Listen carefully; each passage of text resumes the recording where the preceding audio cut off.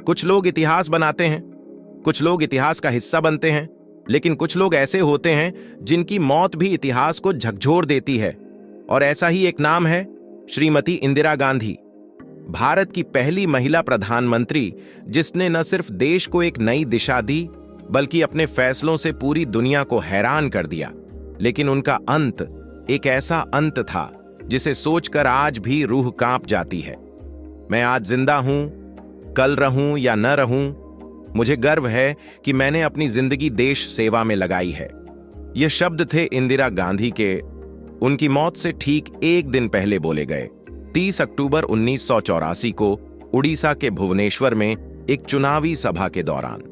क्या ये इत्तेफाक था या उन्हें सचमुच आभास हो गया था कि कुछ भयानक होने वाला है? 31 अक्टूबर 1984 की सुबह, दिल्ली का सफदरजंग रोड। इंदिरा गांधी अपने घर से एक इंटरव्यू के लिए निकलती हैं। यह इंटरव्यू एक आयरिश फिल्म मेकर पीटर उस्तिनोव द्वारा उनकी डॉक्यूमेंट्री के लिए लिया जाना था। इंदिरा गांधी ने उस दिन बुलेट प्रूफ जैकेट पहनने से मना कर दिया था क्योंकि उन्हें कैमरे पर अच्छा दिखना था। उन्हें नहीं पता था कि यह साधारण सी पसंद उनकी जिंदगी की आखिरी पसंद बन जाएगी। सुबह के ठीक 9:05 पर इंदिरा गांधी अपने घर से बाहर निकलीं। उनके पीछे पीछे थे उनके निजी सचिव R.K. धवन।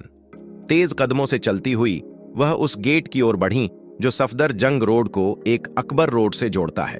उस गेट पर तैनात था सब इंस्पेक्टर बेअंत सिंह और ठीक बगल में हथियारबंद सतवंत सिंह। इंदिरा गांधी बेअंत सिंह को देखकर मुस्कुराईं। बेअंत ने उन्हें नमस्ते किया और अगली ही पल बेअंत सिंह ने उन पर गोलियों की बौछार कर दी। गोलियां उनके पेट और सीने को चीरती चली गईं। इंदिरा गांधी झुकते हुए बोलीं, यह क्या कर रहे हो? लेकिन जवाब देने से पहले ही सतवंत सिंह ने अपनी ऑटोमेटिक राइफल से पूरी मैगजीन उन पर खाली कर दी। इंदिरा गांधी जमीन पर गिर पड़ी। रक्त बह रहा था, शरीर घायल था और पूरा देश कुछ ही घंटों में एक ऐसा जख्म देखने वाला था जो कभी नहीं भरने वाला। R.K. धवन और वहां मौजूद अधिकारियों के होश उड़ चुके थे। सब स्तब्ध थे। 1 मिनट के लिए सब कुछ थम गया था। बेअंत सिंह ने खुद कहा, हमने अपना काम कर लिया है, अब जो करना है करो। ACP दिनेश चंद्र भट्ट ने सतवंत को वहीं काबू में कर लिया। वहीं बेअंत सिंह को मौके पर ही गोली मार दी गई। इंदिरा गांधी को तुरंत एम्स अस्पताल ले जाया गया। डॉक्टरों की एक बड़ी टीम उनके ऑपरेशन में जुट गई। उनके शरीर से गोलियां निकाली गईं। 88 बोतल खून चढ़ाया गया, लेकिन वक्त उनके हाथ से फिसल चुका था। दोपहर 2:20 पर आधिकारिक रूप से भारत सरकार ने ऐलान किया, श्रीमती इंदिरा गांधी अब इस दुनिया में नहीं रहीं। देश भर में मातम पसर गया। रेडियो, टीवी, अखबार, हर जगह एक ही खबर, इंदिरा गांधी की हत्या। लेकिन सवाल यह था, क्यों? इस हत्या की जड़ें थीं ऑपरेशन ब्लू स्टार। 1984 में इंदिरा गांधी ने एक साहसिक फैसला लिया था, अमृतसर स्थित स्वर्ण मंदिर में छिपे खालिस्तानी आतंकियों को बाहर निकालने का। आतंकी नेता भिंडरांवाले और उसके साथियों ने स्वर्ण मंदिर को किले में तब्दील कर दिया था। हथियार, बंकर और हिंसा, एक पवित्र स्थल को युद्ध क्षेत्र बना दिया गया था। इंदिरा गांधी ने सेना भेजी। एक भीषण ऑपरेशन चला, ऑपरेशन ब्लू स्टार। भिंडरांवाले मारा गया, लेकिन मंदिर को भारी नुकसान पहुंचा। सिख समुदाय का एक बड़ा हिस्सा आहत हुआ। यही वह घाव था जिसका बदला इंदिरा गांधी से लिया गया, और ये बदला लिया गया उनके ही विश्वास पात्र सिख बॉडीगार्ड्स द्वारा। हत्या के बाद दिल्ली और देश के कई हिस्सों में भयानक दंगे भड़क उठे। सिखों को सरेआम मारा गया, घरों को जलाया गया, औरतों से अत्याचार हुआ, बच्चों को नहीं बख्शा गया। दिल्ली में हजारों सिख मारे गए, लाखों को अपने घर छोड़ने पड़े।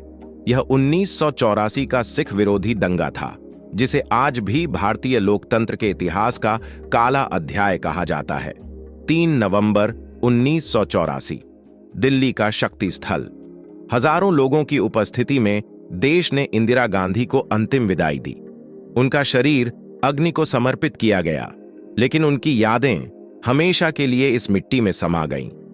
इंदिरा गांधी का जन्म 19 नवंबर 1917 को इलाहाबाद में हुआ था। पंडित जवाहरलाल नेहरू और कमला नेहरू की इकलौती संतान।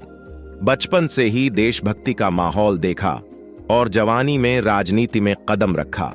1966 में वह भारत की पहली महिला प्रधानमंत्री बनी और उनका कार्यकाल रहा ऐतिहासिक, कई उपलब्धियों और विवादों से भरा हुआ। उन्होंने 1771 में पाकिस्तान पर ऐतिहासिक जीत दिलाई। बांग्लादेश को आजादी मिली।